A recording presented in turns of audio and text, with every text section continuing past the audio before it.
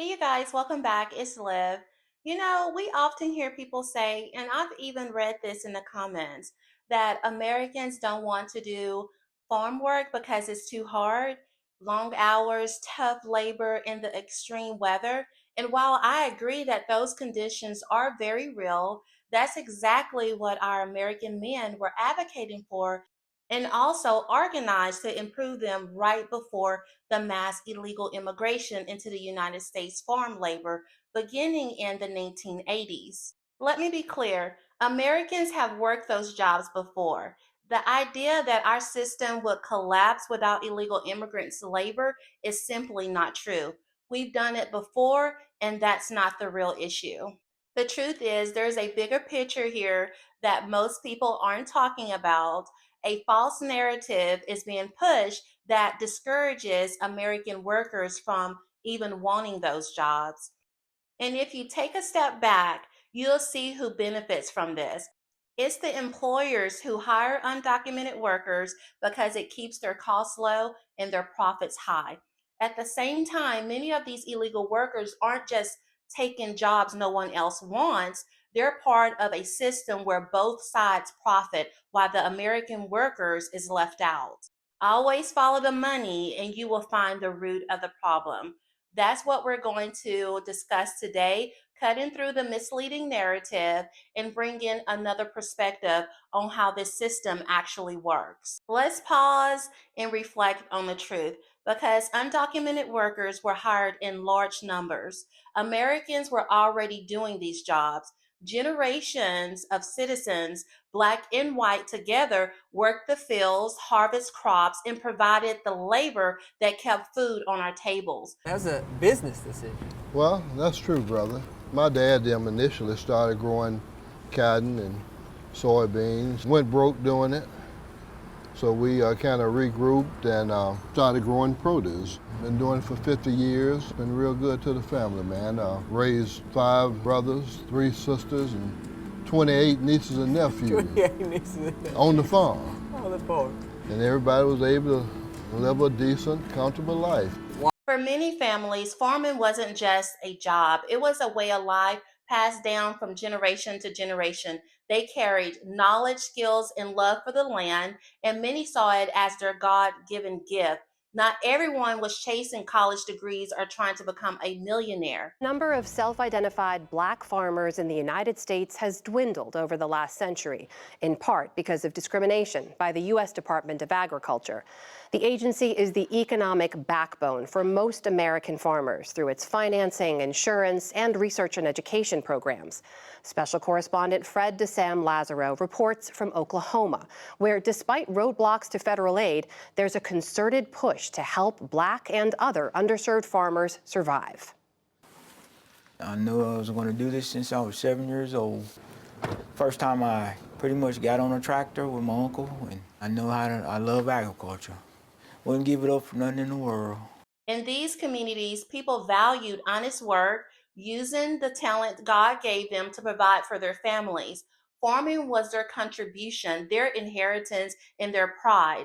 The truth shouldn't be overlooked when we talk about who has worked these jobs throughout America's history.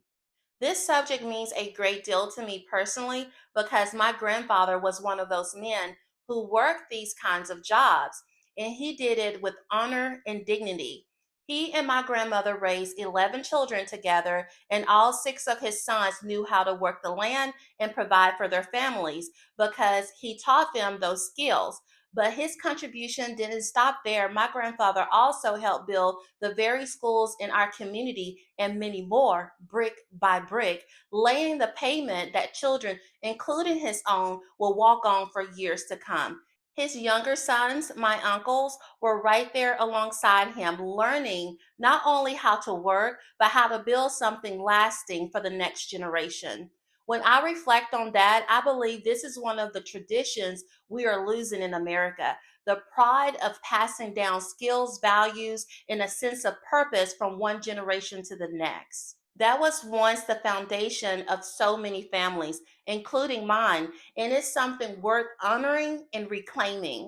There have been many reports of false narratives being spread openly. For instance, when John Leguizamo falsely proclaimed Latinos built this country, this is an old Well, clip.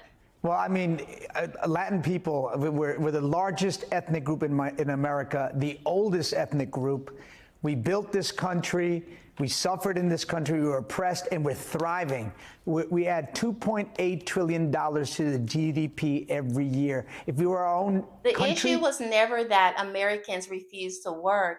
The issue was the wages. Employers refused to raise the pay to meet demand of the labor, and instead of respecting the law and offering fair compensation, they turned into illegal labor. And here is why I say that. Many of these employers, the ones that is benefiting from cheap labor, try to act as if raising wages would somehow collapse the whole system. They point fingers, create distractions, and make it sound like the issue is too complex for us to understand. But the truth is simple. They have the authority to raise the pay. They're choosing not to because it cuts into their profits. They try to make us feel like we're not smart enough to see through it. But we are not stupid. We see exactly what's happening. We have maybe trust the wrong leaders, but Americans are not stupid. Undocumented workers were hired because they would accept low wages, often out of fear of deportation, which threatens their American benefits and cash flow. That allowed employers to undercut the pay scale, making it harder and harder for Americans to survive in those jobs. So when people say Americans won't do these jobs, what they really mean is Americans won't do it for poverty level wages, which many illegals who break the law to come here are accustomed to. So ask yourself, who benefited the most? They got cheap labor, they didn't have to raise their wages, they kept profits high. Meanwhile, American families suffered. American was pushed out of jobs they used to depend on. Although undocumented workers were exploited with long hours and low pay, there is the reality of economic dual benefit. This is the part rarely gets mentioned. While undocumented workers are often described only as exploited, they sometimes attach themselves to the historical struggle of Black Americans, a comparison I personally find extremely offensive because there is no equivalence. Some Black farmers have managed to battle through discrimination to not only preserve their land, but keep it in the family. This week, I traveled to K&J Farms in Elmore and talked to farmer Kenny Bartee. He told me about the hard work and legacy of his grandfather who faced discrimination as a Black farmer. He also spoke about his experience running a farm in the Garden State. Kenny, I am a long way from home. We are in South Jersey on this beautiful farm. What, more than 60 acres, I think? Yeah, like 60, about 65, I think. Oh my goodness. Oh my goodness. So tell me. Many are being coached to say this and go as far as saying lineage Black Americans are illegal immigrants. The truth is, many are benefiting in two ways. I'll tell you how. Here in the US, many run small businesses selling microgreens, compost, soil mixes, or plant cutting, or doing landscaping and gardening. They often hire from within their own undocumented communities, keeping money circulating inside.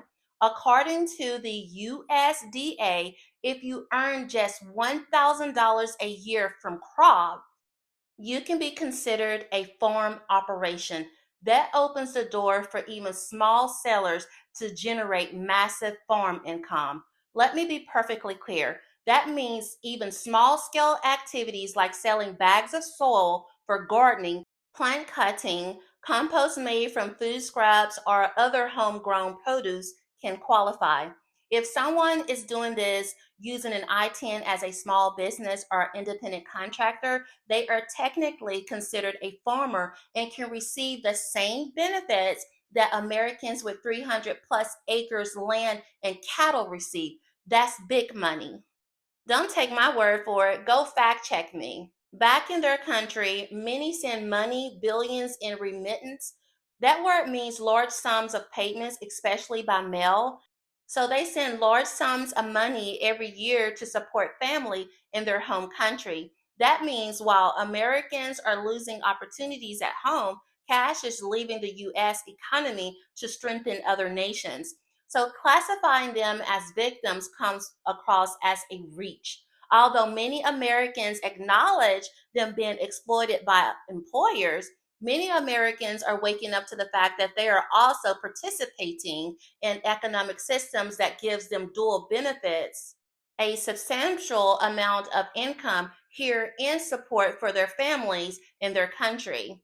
Access to American benefits, while many say illegal immigrant men don't qualify for government assistance or employment health care, the reality is more nuanced. In the case of farm laborers, particularly men, they may not access health care or food assistance directly, but that doesn't mean they don't benefit. Many have children or spouses who do receive these benefits, and some even use medical services in their home countries. Combined with the substantial wages they earn from farm work, this means the lack of direct health care benefits isn't a major trade off for them. So, arguments that suggest illegal workers don't gain much are often misleading and exaggerated. The truth is, their children born here are citizens who access healthcare, food assistance, and education programs. Their spouses and household benefit from those resources. So, while many American families are struggling to get by, undocumented households are often supported by benefits designed for citizens. That creates another imbalance that is rarely talked about. And saying that, illegal immigrants have a choice. They can return home and fight for change in their own countries, just like Americans fought for justice and fairness here. But instead, they come here, break the law, and participate in a system that undercuts Americans in their own land. That's the hard truth. The employers choose exploitation, the government choose weak enforcement, but illegal immigrants also choose to stay and benefit, often at the expenses of American workers. I want to touch on the compassion double standard. And here's where it stings most.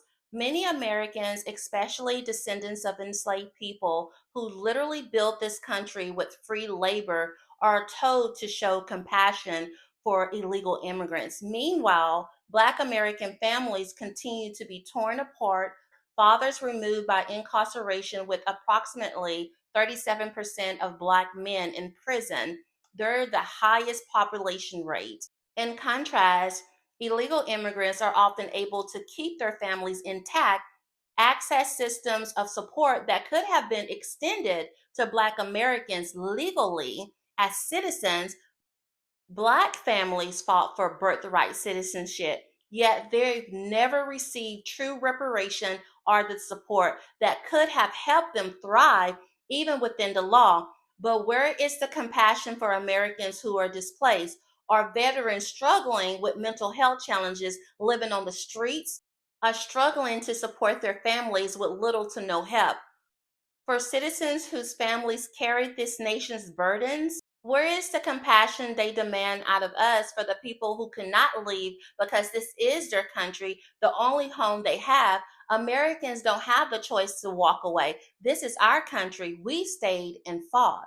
So, no, it's not that Americans won't do these jobs. They are doing them and they did them before. The problem is employers choose profit over people using illegal labor to drive down wages. And while illegal workers are exploited, they are also benefiting through businesses, large payoffs, and access to benefits through their children, while Americans are left with fewer opportunities and heavier burdens. We are in a season where God is using people to expose these dark systems, and they will crumble. We are Americans. We built this country together, and together we will reclaim it. Thank you for joining. If you found this information informative, help support the channel by subscribing and like this video. I'll see you in the next one.